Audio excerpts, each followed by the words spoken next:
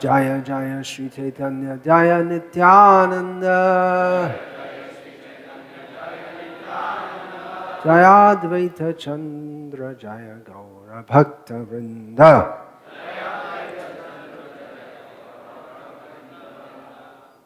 Hare Krishna, Krishna Krishna, Hare Hare. Hare Rama, Rama Rama, Hare Hare. We should speak about Chaitanya Mahaprabhu every moment of every day. Generally, we do around the time of Gaura Purnima, following Srila Prabhupada's example of basing his talks mainly on Gita, Bhagavatam, philosophy. Where to start? Wherever we go, it's all sweet. Srila Prabhupada said, because he was asked about this when the Chaitanya Charitamrita was first published. First published was chapter 7 of Adi-lila, which establishes the importance of chanting the holy names for Kali Yuga, Lord Chaitanya's mission of giving prema via the chanting of the holy names, and is mostly dedicated to destruction or showing Chaitanya Mahaprabhu's defeat of Mayavad philosophy. So Srila Prabhupada translated this with elaborate purports first and published it as a separate booklet for distribution, particularly to Mayavadis. And then next came out Adi-lila Volume 2, as far as I remember. And then came 1, Adi-lila Volume 1. Volume 2, I believe, started with chapter 7 and went on for a few chapters. And there were 3 volumes in Adi-lila, and 9 in Madhya-lila, and how many? 5 in Antya-lila, like that. That's how it was produced in 17 volumes. So when it came out, our devotees asked, because right in the preface to Srimad Bhagavatam, Srila Prabhupada writes that one should not jump up to the highest, the 10th canto immediately, but should go step by step, first canto, second canto, third canto, reading the Sanskrit, transliteration of Sanskrit, word by word meanings, the verse translation and the purports. So Srila Prabhupada had warned like that, don't go to the top first, start at the bottom. And of course in the Padma Purana, that system is there of seeing the first canto as the lotus feet of the Lord, and gradually working up. The different cantos are compared to different parts of the Lord, and the 10th canto is the smiling face of the Lord. So go little by little, don't jump in at the top. So Srila Prabhupada was asked when Chaitanya Charitamrita was published that, well, do you have to start at the beginning like that and go through? Prabhupada said you can start anywhere. It's all sweet. It's all nectar. Amrita. One meaning of Amrita is nectar. Chaitanya Charitamrita. He said it's like sugar. Sugar block. You taste it anywhere and it tastes sweet. So you can taste it anywhere. Although actually, what happened when it was first published, devotees naturally began at the beginning, and they were surprised. There's such most difficult philosophy in all of Prabhupada's books. That's at the beginning.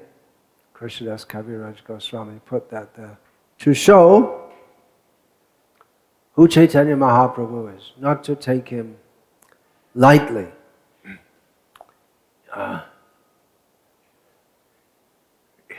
At the very beginning of Chaitanya Charitamrita, in his Mangalacharan, he gives clear understanding of what he intends to present in this with his Radha, Krishna, Pranaya Vikriti, Haladi. He starts off by saying that Radha and Krishna. Well, before that, there's the blessings conveyed by Rupa Goswami. May the Satchinandana be manifest in your heart. And then the philosophical understanding, this Chaitanya Mahaprabhu is Krishna, of whom the undifferentiated light described in the Upanishads is simply his bodily luster, and the super soul in everyone's heart is his expansion. So this Chaitanya Mahaprabhu is Krishna. And then why Krishna? So why? He already came just a short time ago. So why is he coming again? That question may be raised. And then Krishnadas Kaviraj, he answers that Radha Krishna Pranaya Vikriti Hladini Shakti Asma Ekatmanav Apibhuvi Para Deha Vedam Gatau Tau Chaitanya Kyam Prakatam Yadaduna Tadvayam Chaikyam Aptam Radha Bhava Dyuti Subalitam Nomi Krishna Swarupa. Radha and Krishna are one. The Bhakti Sar Thakur used to use the terms for Radha, predominated moiety. Moiety means something made of, something which is not divisible, but it's made up of two parts. So Radha is the predominated moiety. So it's one, but they're two eternally for enjoying pastimes. But again they've become one as Chaitanya Mahaprabhu, who is Krishna, but he is like Radha. They've again become one, male form, but with the mood of the female Radha, and then the mood and the bodily luster. They both come together. Krishna can't be Krishna and take the mood of Radha without the bodily luster. The two go together. It's too powerful. She overpowers him when they come together like that. And then you say, well, why? Why does he do that? Why does he do that? And then we find this right at the beginning of Chaitanya Charitamrita, Sri Radha. What is it? Sri Radhaya Pranaya Mahima Kidrisham Veti Lobhat. Vanayaiva. Yeah. So, it's three reasons why Chaitanya Mahaprabhu is Chaitanya Mahaprabhu. It's to, what is that Radha Bhava? What is the feelings? He wanted to understand Krishna wanted to understand the feelings of Radha for himself, which he can't do as long as he is himself. So he becomes Chaitanya Mahaprabhu. So it's a very it's so esoteric, it's beyond the Vedas. And if we say that and claim to be a Vedic Sampradaya, then Vedic Sampradayas will scorn us. If we say Vedatit, beyond the Vedas, they'll say, hey, you can't say that, that's bogus. Then you become bogus. There are so many who are against the Vedas. The Buddhists are against the Vedas, Charvaks are against the Vedas, Jains against the Vedas. There was one time the Shramans, one class, a major class of renunciants in India. Their whole thing is lost now, but they were against the Vedas. And of course, the left-wing tantrics, they're against the Vedas. So it becomes a very controversial statement. Baladev Vidyabhushan, he upheld the honor of the Gaura Sampradaya by showing that it's in line with the Vedas, by presenting his commentary on Vedanta Sutras. Now you may think, now we're going to hear so many pastimes of Chaitanya Mahaprabhu, and now we came to Vedanta Sutras. But that is required also. Or if we get the mercy of Chaitanya Mahaprabhu, maybe not required, but if we think I'm getting the mercy, but we don't have that philosophical basis, then we end up as Aul, Baul, Kata, Bhaja, Nera, all these Apasampradayas. Or just the feelings for Chaitanya Mahaprabhu without the proper understanding. In the 19th century was written a biography of Chaitanya Mahaprabhu in Bengali by that, which was that? Tarun Kanti, which one was that? Shishir Kumar Ghosh was a friend of Bhaktivinoda Thakur's. But he was a Bengali fish eater, but he wrote a long biography. It's still published. Amiya Nimai Charit, the nectarian pastimes and activities of Nimai. Bhaktisiddhanta, and it had a great effect on people in Bengal in reviving their interest and their natural love for Chaitanya Mahaprabhu. We hear Bhaktivinoda Thakur revived Krishna consciousness in the 19th century, and he was recognized at his own time as being the principal figure in doing so. He wasn't the only one, there were others active also.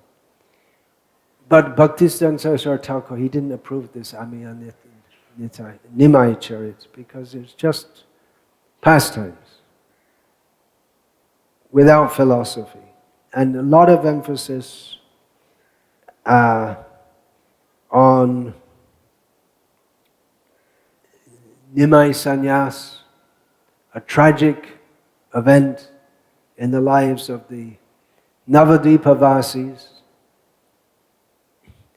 We'll find in Chaitanya Charitamrita there's one mention of Vishnu Priya.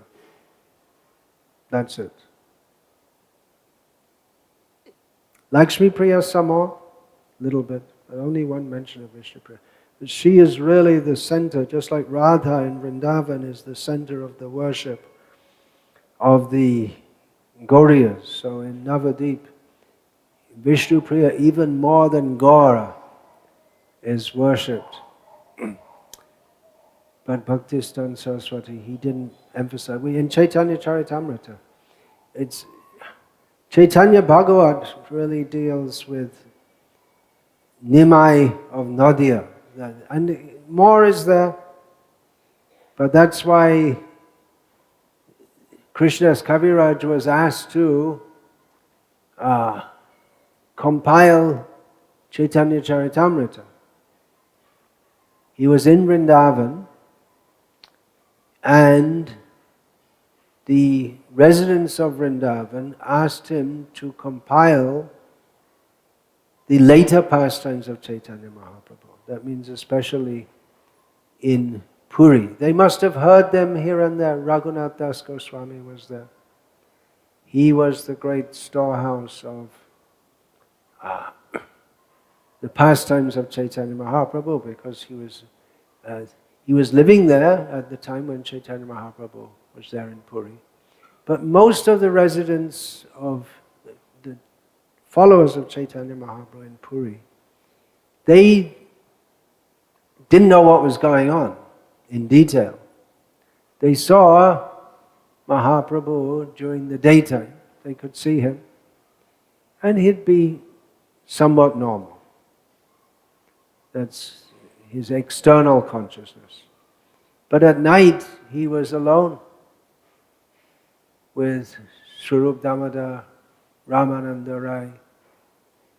And that's when, and some others, Govinda would have been a little at the side. He would never be far away. Govinda, his servant. And Govinda did his service. That's all. He didn't get involved. He took it as my business to serve. But he didn't get involved in the way that Swarup Damodar and Ramananda Rai did. And others, Shankara Pandit was called also to, at some point, to be there at night with Chaitanya Mahaprabhu. But really it was Swarup Damodar and Ramananda Rai who were privy to the intimate pastimes of Chaitanya Mahaprabhu as he fulfilled more and more his internal reasons for coming to this world. It may not have been wanted to be broadcast to everyone. It was very painful. Would have been very hard for all the devotees to understand. But Raghunath Das heard everything from Swarup Damodar. And later he came after the passing of Chaitanya Mahaprabhu. Just after Chaitanya Mahaprabhu passed away, most of his associates also, those who were with him in Puri, they also passed away, including Swarup Damodar. But Raghunath Das, he thought, I'll at least take darshan once of Vrindavan. Then I'll also go to join Chaitanya Mahaprabhu. I'll commit suicide by jumping off Govardhan. Nowadays, even we're not allowed to go on Govardhan, but even if you jumped, it'd be hard to commit suicide. But somehow, there may be some point where it's not sloping and you could do. It's high enough also. Anyway, that was his idea, but Rupa and Sanatan, don't do that. You stay here and tell us about the pastimes of Chaitanya. We missed it all. We missed it all. Chaitanya Mahaprabhu came to Ramakeli. No one could understand why he came. He's a sadhu, and then why did he go into the political capital? You keep away from all those places. Chaitanya Mahaprabhu himself later said in relation to Prataparudra Maharaj that I'm not going to see any king. That's the worst thing. It's like drinking poison. Worse than drinking poison for a renunciant is to see a king. Then why did he go into the political capital, especially of Gaura? Why did he go there? Especially when it was a risky thing to do, the ruler being a Muslim tyrant. Of course, he wasn't tyrannical so much in Bengal, but when he went to, because he had to rule the people, and if you're going to have opulence, you just can't kill all the people. If the king's going to be opulent, he has to see that they're working, and then he takes taxes from them. Otherwise, if you just kill everyone, then you can't live very opulently. So it's in the king's interest to look after the interests of the citizens also. But Chaitanya Mahaprabhu went there after taking sannyas, and no one could understand why he went there. It didn't seem to make any sense, either from material, political point of view or spiritual point of view, because sannyasis, they wander to holy places. But he went to get Rupa and Sanatan. That was his specific reason for going there. And he said, okay, now you leave, you come and join me. So they did, they came and joined him, and he said, okay, thank you very much, now go and live in Vrindavan and don't stay with me. He spent a little time with him in Puri, but he sent them, they couldn't see. most of his pastimes. So they asked Raghunath Das when he came, well, you were there, so you tell us. So those stories must have been in circulation from Raghunath Das. But even he may have been somewhat cautious in telling everyone about these most intimate feelings of Chaitanya Mahaprabhu. And also he may not want to, because some is very painful to hear.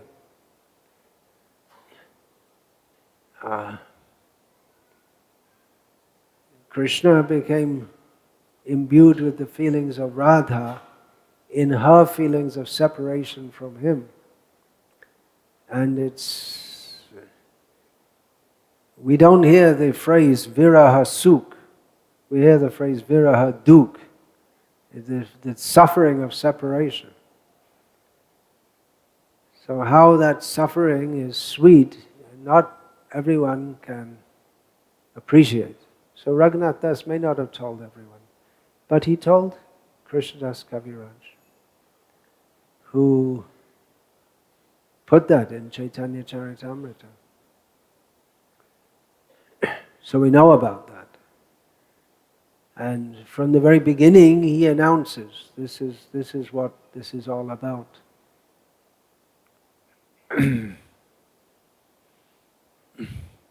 But he also does gradually. But you can't be too gradual, because one thing, there could have been so many other pastimes which were put in Chaitanya Charitamrita.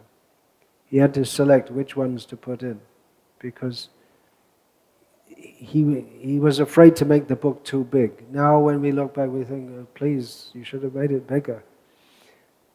But that's one consideration. There's that, well, if it's too big, there may be various reasons. People may not be so much inclined to go through it, or they may miss the essence.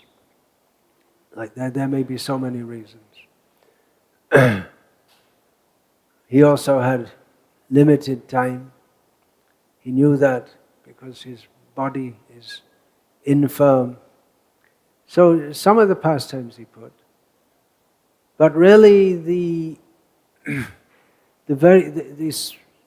specific reason for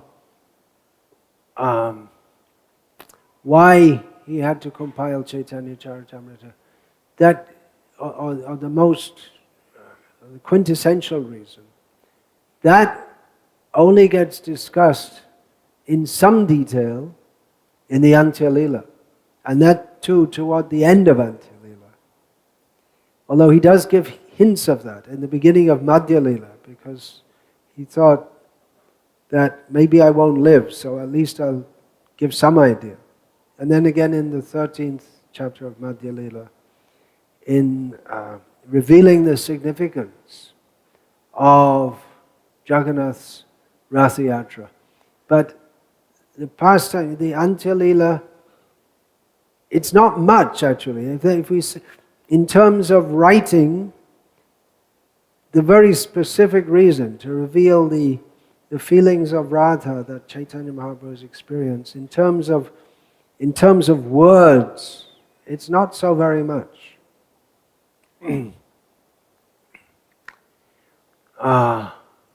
Krishna, he also says that from every moment, every pastime of Chaitanya Mahaprabhu, there are hundreds and hundreds of streams. It could be appreciated in so many ways. And he says, I'm just catching one drop. There's an ocean of the pastimes of Chaitanya Mahaprabhu, but I'm just catching one drop. And there must have been so many pastimes. They're not all there in Chaitanya Charitamrita. We have the three authorized biographies in Bengali are the Chaitanya Bhagavat, Chaitanya Mangal, Chaitanya Charitamrita, and we have in Sanskrit also the Chaitanya Charitamritam and the Chaitanya Chandradai, they're in Sanskrit. But whatever's in there is in Chaitanya Charitamrita also, mostly in the Bengali Chaitanya Charitamrita. And there are other works also, but they may not be very authorized. Some are specific. Govinda Das Karcha, the diary of Govinda Das, who was accompanying Chaitanya Mahaprabhu to South India, shortly after it was published, toward the end of the 19th century, said to be an old manuscript that was found, was proved to be a complete forgery. And the person who wrote it said, I want to make some money. That was his motive. So he did. It sold very well until just shortly after it came out. There were so many discrepancies with the Jayananda's Chaitanya Mangal and there are other Vangshi Shikha. They're unauthorized books. Nityananda Vangsha Vista, in which, anyway, there's so many bogus books. We need the acharyas to sort it all out for us. Otherwise, unless we understand Chaitanya Mahaprabhu through the acharyas, we'll misunderstand. We have to understand from the beginning who he is, why he has come. It's not easy to understand. Last night, I was thinking to speak about Chaitanya Mahaprabhu in the public talk. I was just thinking how difficult it is to present Chaitanya Mahaprabhu to the public, even the pious public. There was a statement I heard many years ago of Jagannath Das Babaji Maharaj, saying that Krishna-lila we might understand to some extent, but Gaura-lila is very, very difficult to understand. When I heard that, I was surprised when I first heard it, because I thought it must be round the other way, isn't it? Because Gaura-lila seems to be more human-like.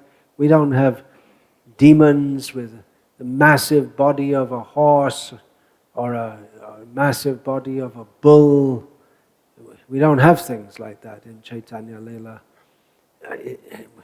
It seems to be more understandable. But then it makes it more non-understandable. Why has he come? Why does he take the mood of a devotee? Why does he experience such? Why does he put himself in such a situation where he experiences such agony? Well, this temple should be propagating that. This Srila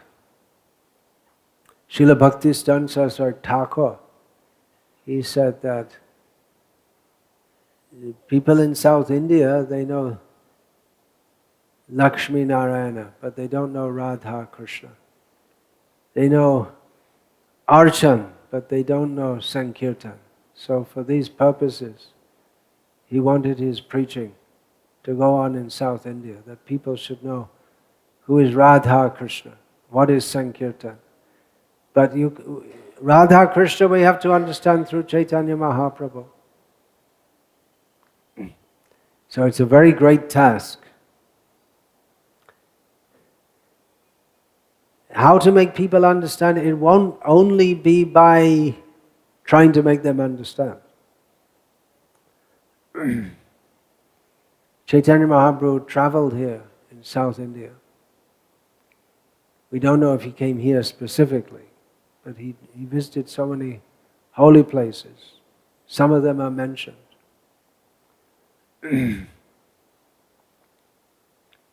And specifically mentioned in his tour of South India that there were so many philosophers who he met with, and he discussed their philosophy and defeated them. It's mentioned Sri Vaishnavas, Tattvavadis, Tarkic, Nyayic, Charvak, Jain, Buddhists. They're all different kinds of philosophers. So it seems that even then, of course, in North India there was also, the Vedic culture was going on much stronger than now, so there's so much philosophy there also, but it seems that especially in South India at that time. As now, of course, things have changed even in the short time that I've been in South India, or you've been in South India, but it used to be that in South India there was a lot more interest in Shastra study among, you could say, people in general, and the Brahminical tradition was upheld more widely, and specifically on Vedanta lines, because in North India, the Brahminical culture where it's going on, it's mostly for karma kanda without any Vedantic background.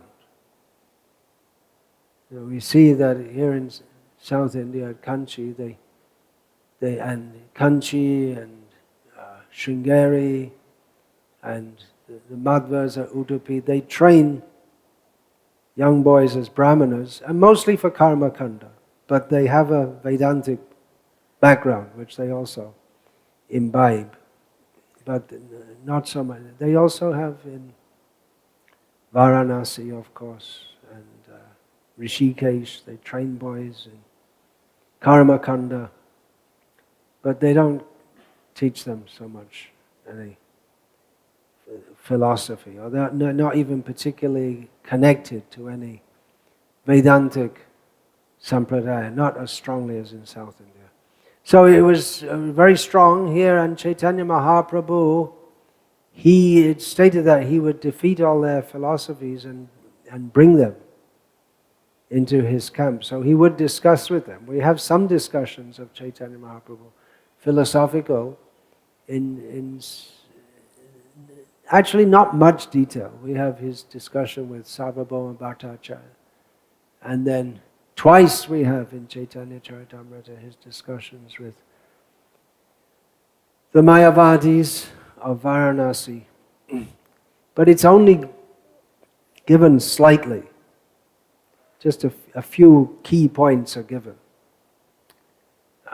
Later those points were revealed again by Govinda, the deity Govinda, and Baldev Vidyabhushan compiled his Govinda Bhasha. But he spoke philosophy to them, but there was his emotional effect was there also. The Sarvabhauma Bhattacharya was very much attracted to Chaitanya Mahaprabhu on seeing, you can imagine, to him, Sarvabhauma, elderly man, this young sannyasi, which is naturally had some paternal feelings of affection to him. So he felt affection toward him, which was bolstered by Mahaprabhu's very polite behavior toward him and deferential behavior toward him. I'm saying before they had the discussion. Similarly with the Mayavadis of Varanasi, Chaitanya Mahaprabhu did something. He didn't that often do what we would call miracles, but he did in this case. First of all, they were very inimical to him. They were very, very offensive. They didn't like him at all. They were the highly respected sannyasis of Varanasi, the highly religious place, and they, in the religious hierarchy, they were at the top. A lot of karma kanda, Brahmins there, but they were the top for their austerity and their learning. And then all of a sudden this Chaitanya comes in and everyone's attracted to him. And they wouldn't mind so much if he wasn't a Brahmin and a sannyasi. Because there may have been so many going in Varanasi in the streets, even now you'll probably see someone jumping and shouting and banging on some drums and singing something. And a bunch of people follow them. No one gives much importance. But they didn't like him. He was a sannyasi. Why are you going with all these low class? That's what, you like I say, you have even now, you have some low class kind of people. They get some drum, they dress in some bright clothes, some green cloth if they're a fakir or something. And a lot of low class people follow them shouting something. But this is a sannyasi. The whole prestige and dignity of the sannyas order is compromised by this sannyasi. So they're very upset with him. And it wasn't only low-class people who were following. There were Brahmins also. And they'd heard that he'd changed the mind of Sarvabhauma Bhattacharya. Maybe some of them had studied at some point under him, under Sarvabhauma, because he was known as the guru of sannyasis. He used to train them in Vedanta. Young sannyasis, he would train them, even though he was a householder. So they're very upset and they're very offensive. But Chaitanya Mahaprabhu behaved very humbly with them, which impressed them, because generally it wasn't expected that sannyasis would be humble.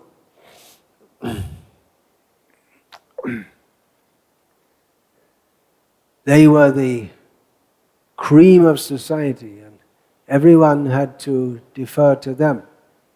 We see Shankaracharya in Varanasi, when he was there, came from bathing in the Ganga. And naturally when a sannyasi goes, then everyone will get out of the way to give him a path to go.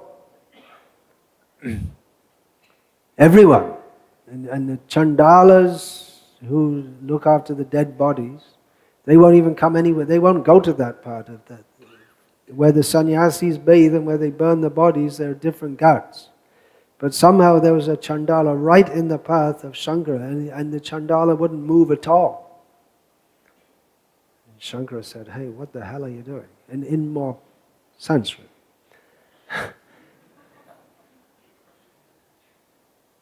So maybe you know the anecdote. He's saying, well, if you see everything as one, then everything is God, then I'm also God.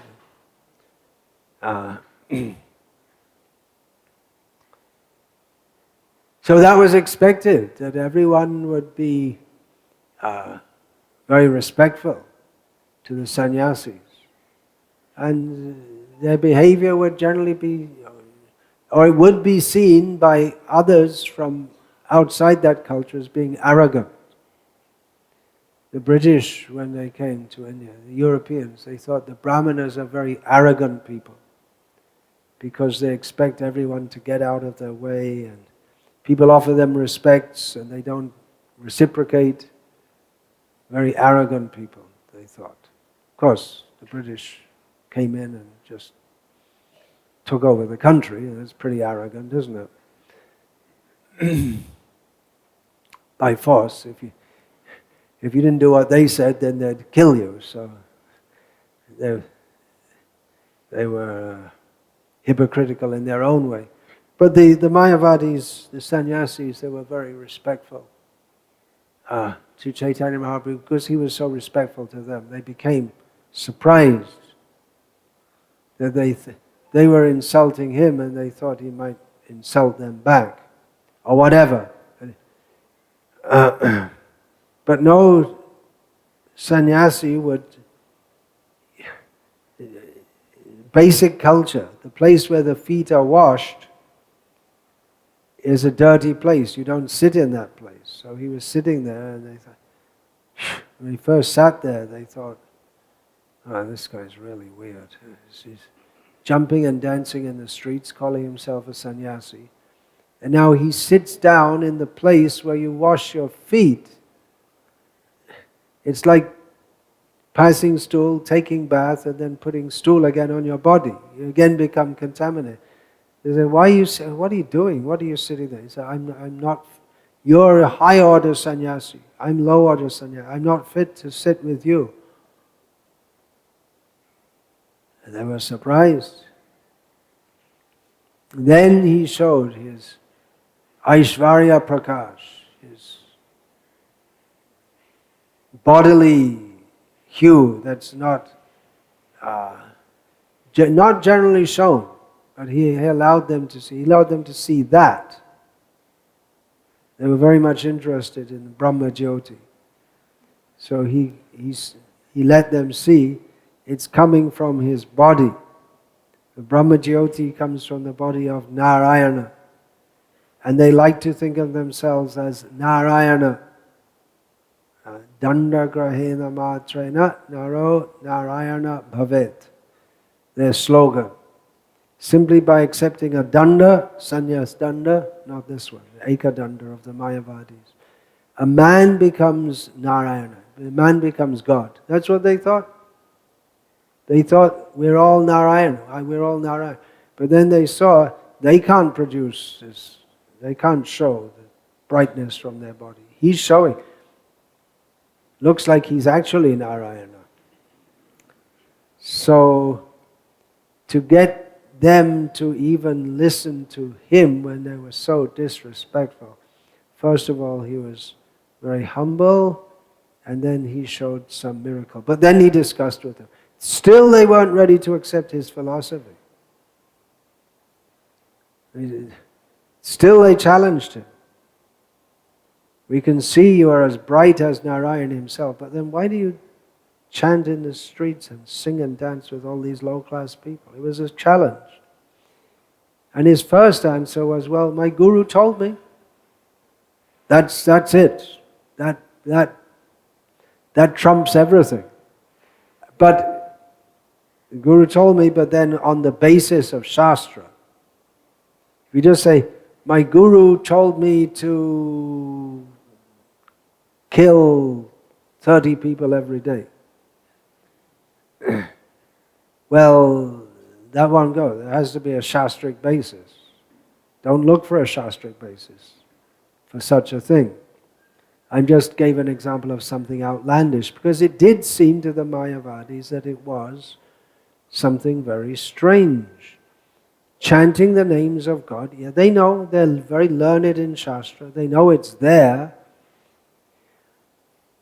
but they think that's okay for low class. If the low class people jump and sing in the street, that's okay for them, but not for you as a Brahmana and a sannyasi. You're supposed to come above that level. That's what they think.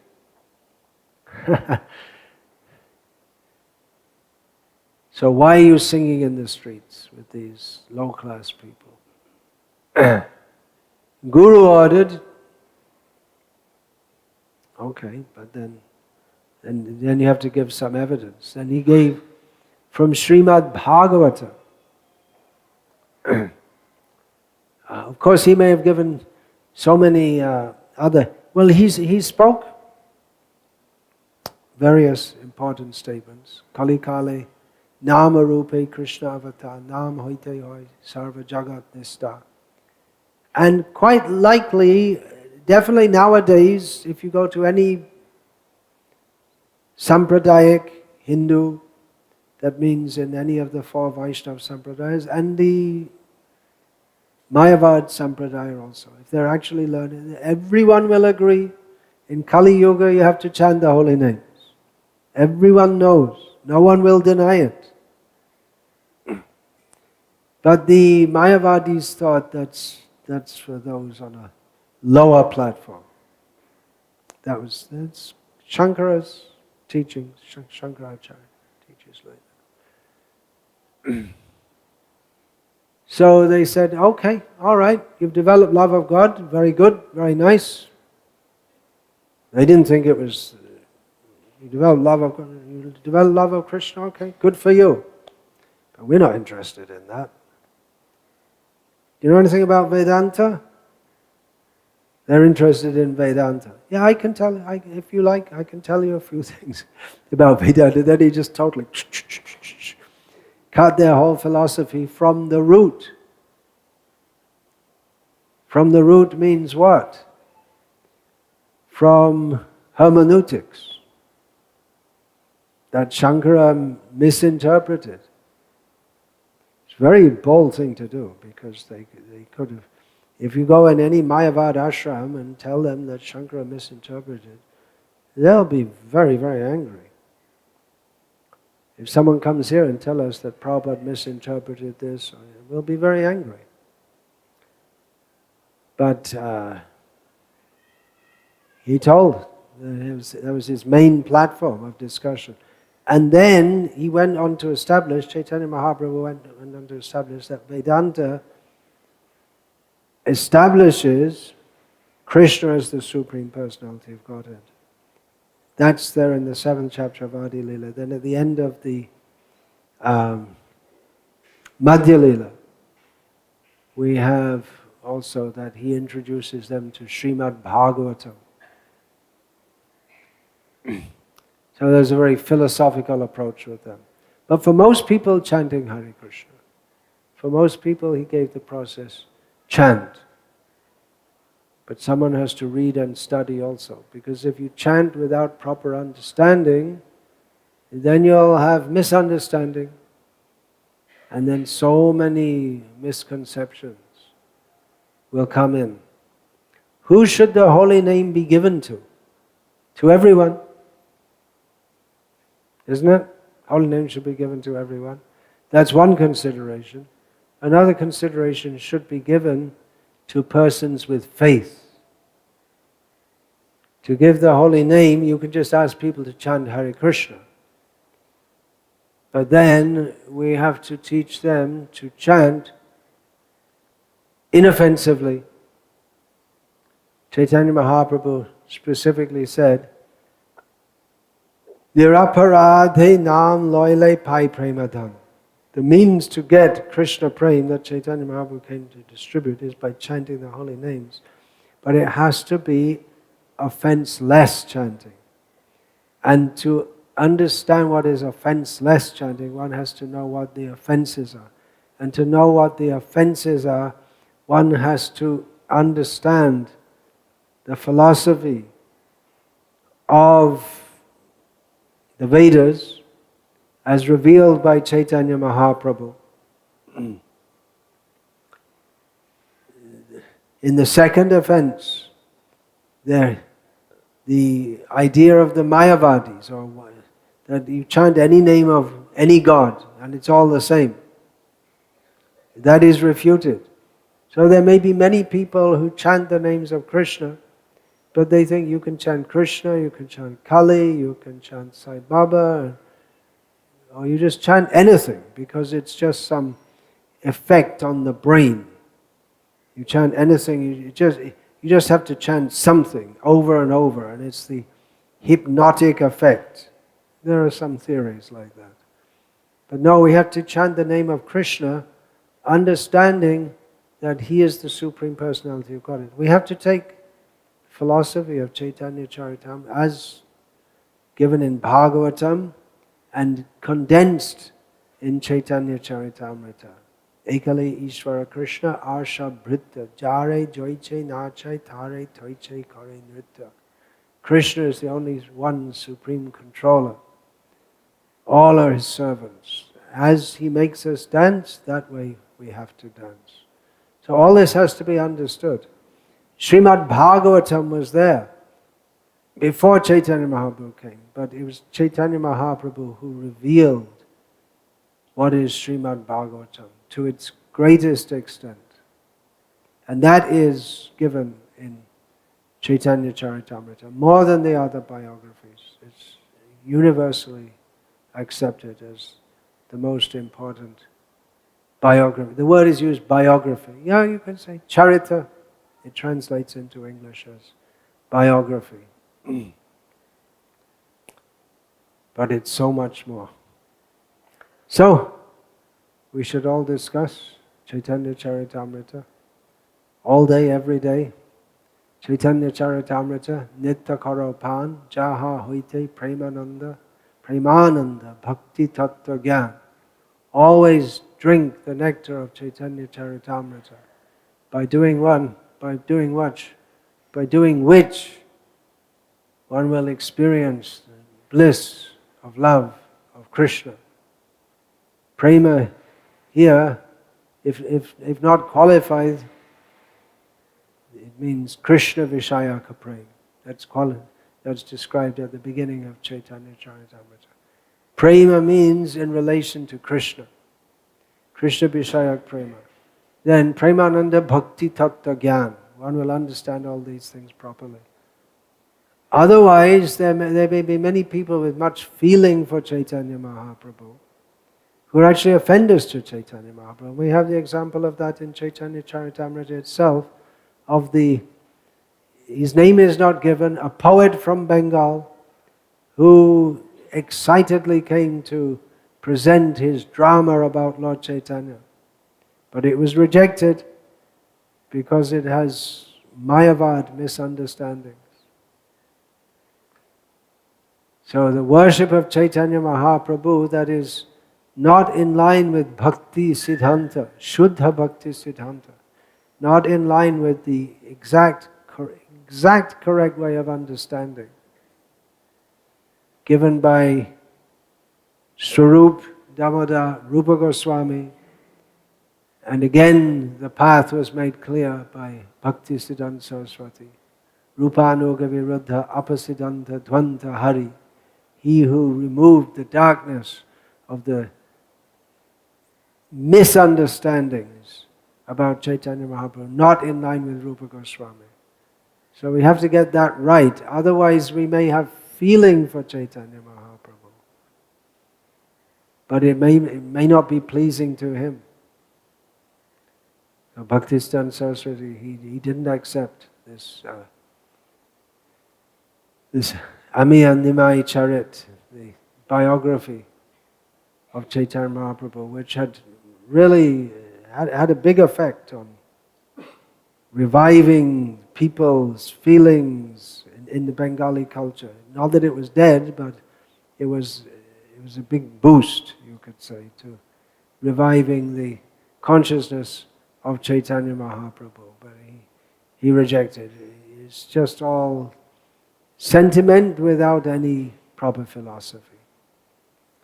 So we have to understand. Chaitanya Bhagavat, Bhaktisiddhanta Saraswati made his commentary on that.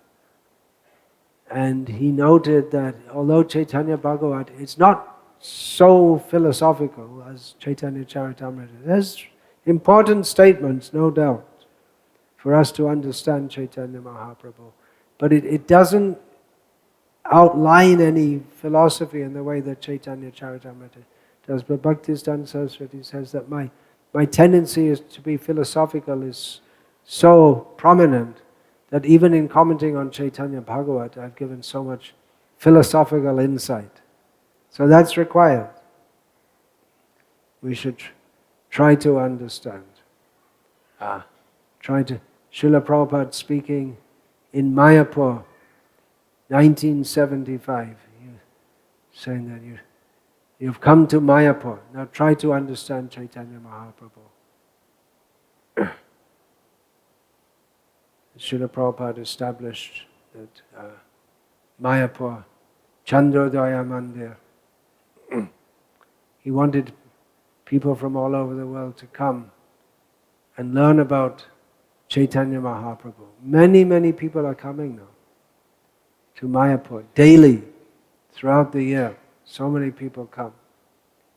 Mostly they come, they see, they go back, they have a nice impression, they like to come again,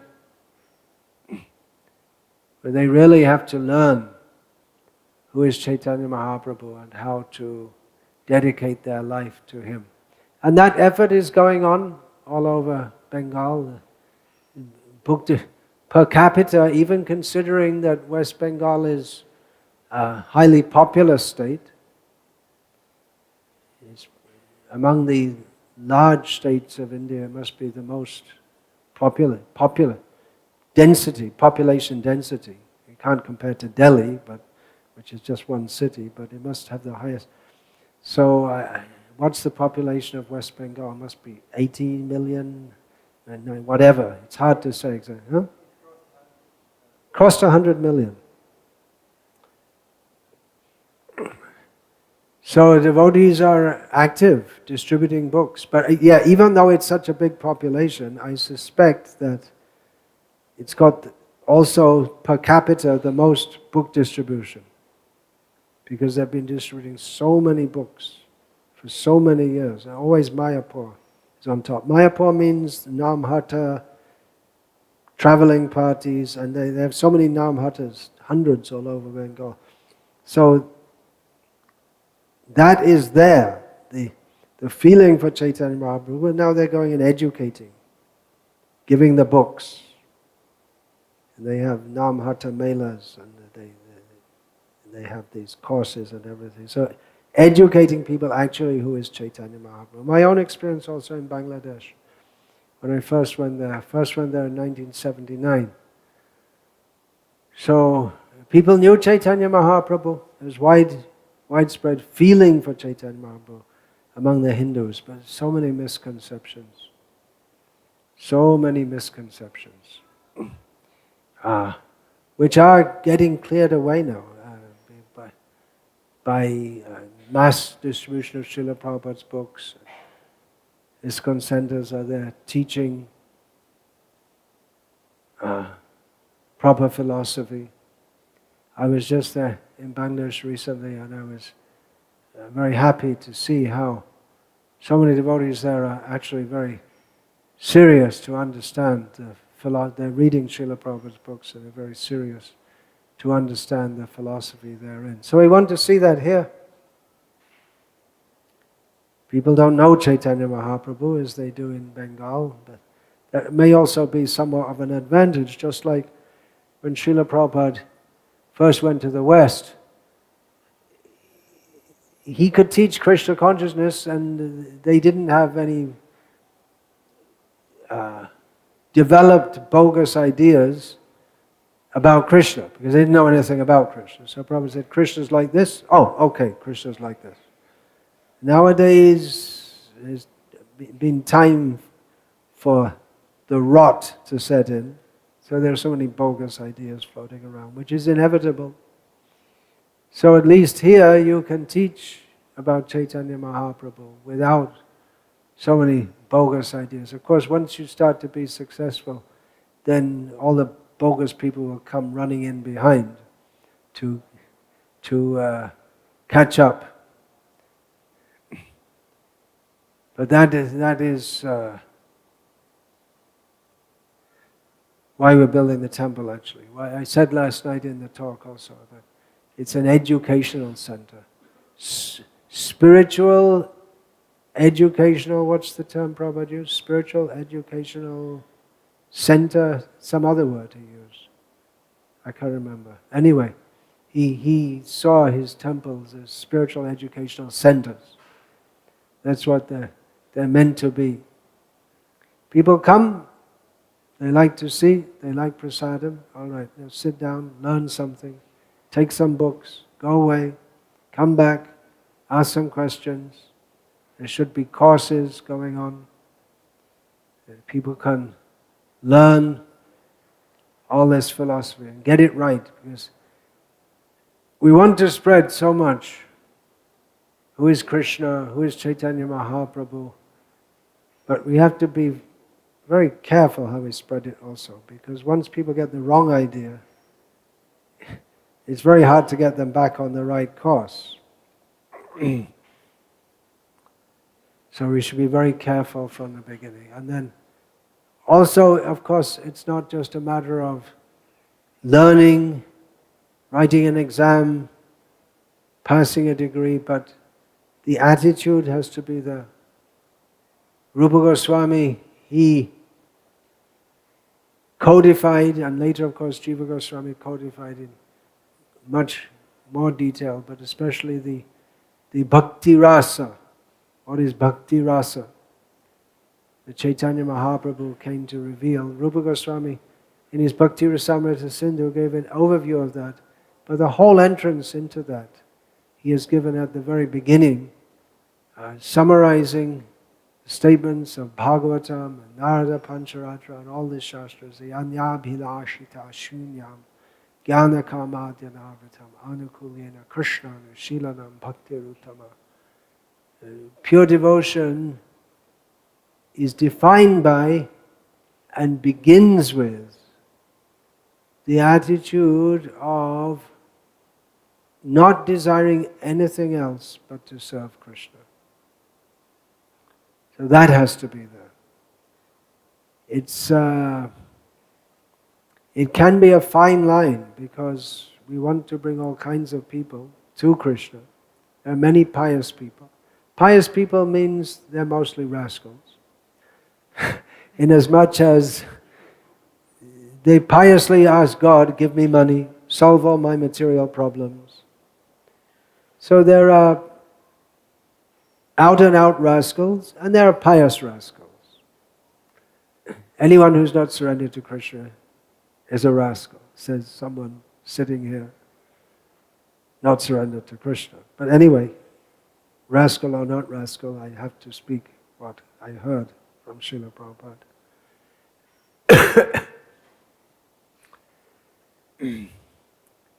Now they're very interested in material benefits.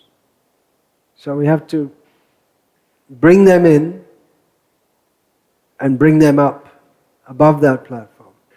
If we say at the beginning, are you surrendered to Krishna? No? Okay, go. Then they won't come at all.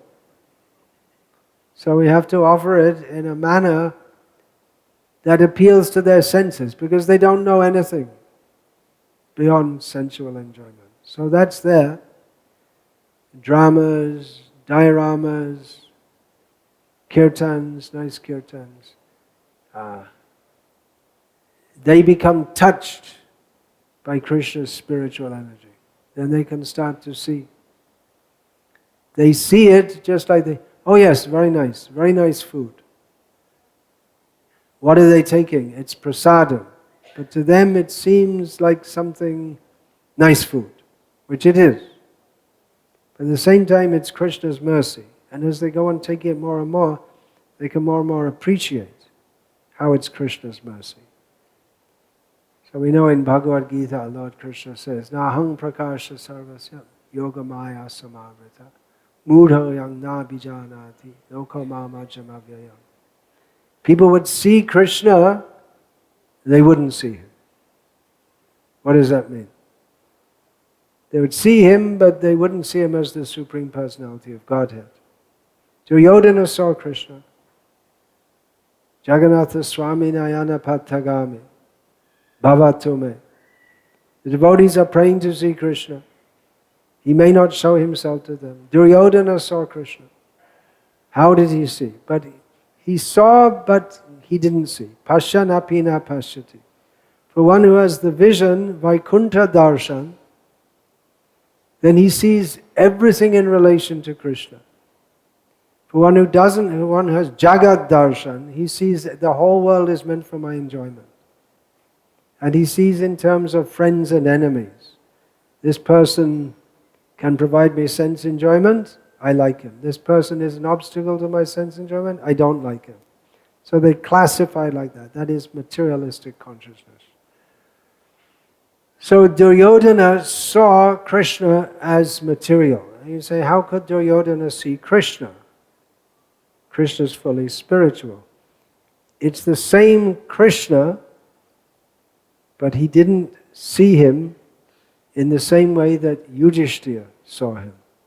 The same, if you do some brain scan, you might find the same impression on the retina and being adjusted inside the apparatus of the brain. But one can only see Krishna by the mercy of the devotees. His energy, that's also his devotee. Ekale Ishvara Krishna asabhritya. So his energies, they allow people to see him or not to see him. They may see him, they may see him, but not see. They may see him and be completely in Maya. But still, some effect of the spiritual potency will be there. So anyone who sees Krishna, even inimically, is benefited. These are subtle points to be understood. Even the enemies of Krishna, with their wrong attitude, they're benefited by seeing Krishna, because Krishna is fully spiritual. And some thought of Krishna is going even messed up, mixed up. But we shouldn't propagate in a messed up, mixed up way. We should propagate, here is Krishna. Here you can see Krishna. Come and see Krishna. How can we see Krishna? We have to see Krishna through darshan. People come for darshan. Darshan also means, is translated into English sometimes as philosophy. We can see by proper understanding.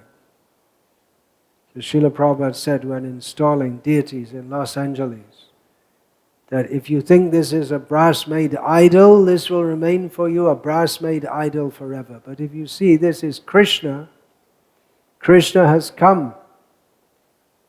He wants me to serve him, then this Krishna will speak with you.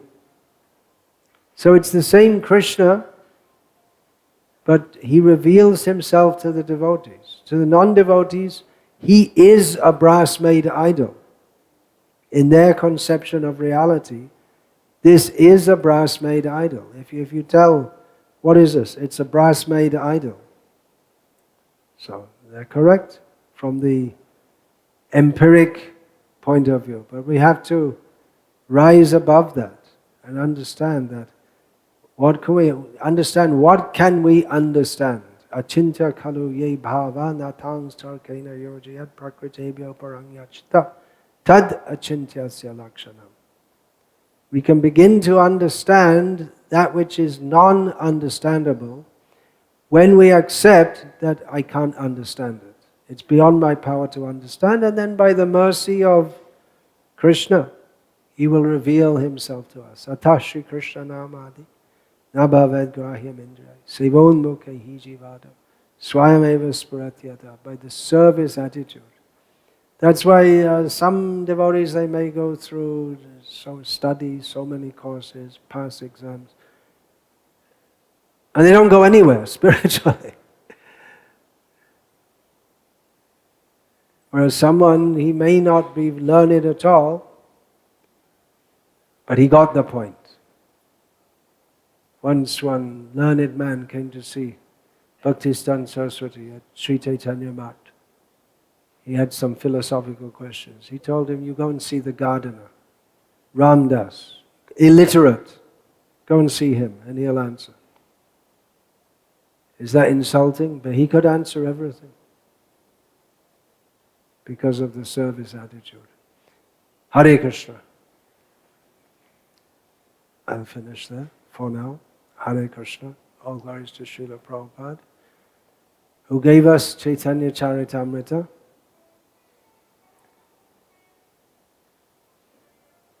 At the request of Gaura-lila, one of his disciples, who was serving him, and he'd never been to India. He was learning Bengali. He was very interested in this. This devotee's name was Gaura-lila. So he and his wife Govinda Dasi were serving Srila Prabhupada, and they requested, because he would quote in his books and his lectures Chaitanya Charitamrita, and they had some kind of rough translation in English. They asked Srila Prabhupada to do it, which he did. He did in less than 2 years. And there was one scholar, his whole life, Ed Dimmock, he spent his whole life translating, and he didn't finish. And then later, and he didn't have extensive purpose, he just had a few footnotes. And then his disciple, of course they wouldn't call it like that, but a professor who he'd trained up, he finished it off after he died. And that's the one the scholars use when they want to quote Chaitanya Charitamrita, because written by a scholar. He said this is Bhaktivedanta Swami's version. it's all devotional, so it's not scholarly. That's what Chaitanya Charitamrita is meant for. It's meant for devotion. That's the bona fide edition, not the so-called scholarly one. They can never understand Chaitanya Charitamrita because they think that he's something for them to understand. First of all, you have to understand from the very beginning. Shadaishvarya Purno Yayaha Bhagavan Saswayamayam Na Chaitanyad Krishnad Jagati Paratatam Paramiha. There's no higher truth than Chaitanya Mahaprabhu. He's Krishna, the Supreme Lord, full of opulences. And the scholars will write, yes, and according to the Gauriyas, they believe, blah, blah, blah, blah, Chaitanya is Krishna, who they believe to be. They lost right from the very beginning. They missed the trail. Anyway, by the grace of Chaitanya Mahaprabhu, they may get a PhD. Well, that's what they want. They won't get his mercy. Poor. I think they're the most unfortunate people in the whole universe. Those people who, there's some attraction is there to Chaitanya Mahaprabhu. At the same time, they won't surrender to him. And they're licking the honey bottle from the outside, committed. I'll never go inside. Or sometimes they do. Anthropologists, they have this idea that you have to, if you really want to understand a people so that you can study them, you have to become part of them and live with them and talk their language. But they never really, they're always thinking, I'm going to go back and write my PhD. And then I'll become the expert on this sub-tribe of whatever it is, somewhere. Become the world expert on whatever it is. No one except other anthropologists are interested in anyway.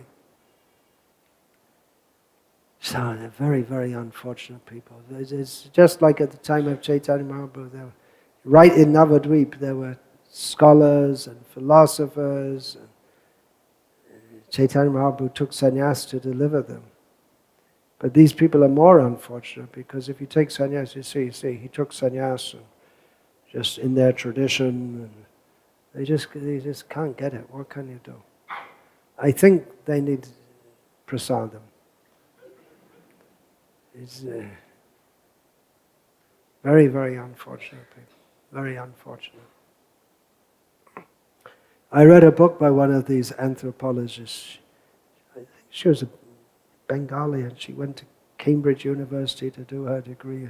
She came back to Navadvip to study 3 kinds of Gauriyas. The ISKCON, the Goswamis who are giving initiation to caste Goswamis in Navadvip, and the Sahajiyas. 3 groups. There are other groups, they didn't touch the Gauriya Mat, they didn't touch the Nitai Gaurati Sham people, so 3 groups. She went and lived with them for some time each. And then she wrote, one time I was in Cambridge, I woke up in the morning, it's a beautiful morning, and I thought, oh, it's so beautiful. It's just in the time then when Radha is rising. And so, oh, wait a minute, I shouldn't think like, she wrote, I shouldn't think like that. I have to remember I'm a scholar.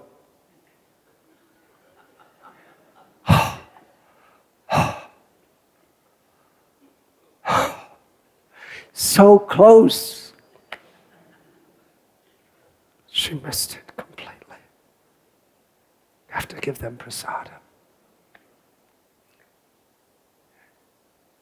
Even then, it's like they got this big armor on. I will not become Krishna conscious under any circumstances.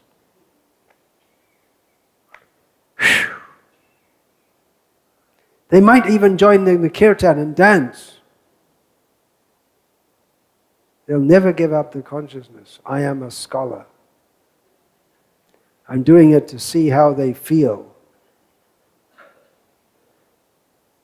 Hare Krishna. Okay, well, I said we'll finish that 10 minutes ago, so we'll finish. Srila Prabhupada ki jai. Thank you, Srila Prabhupada, for saving us from multifarious kinds of nonsense and giving us the real thing.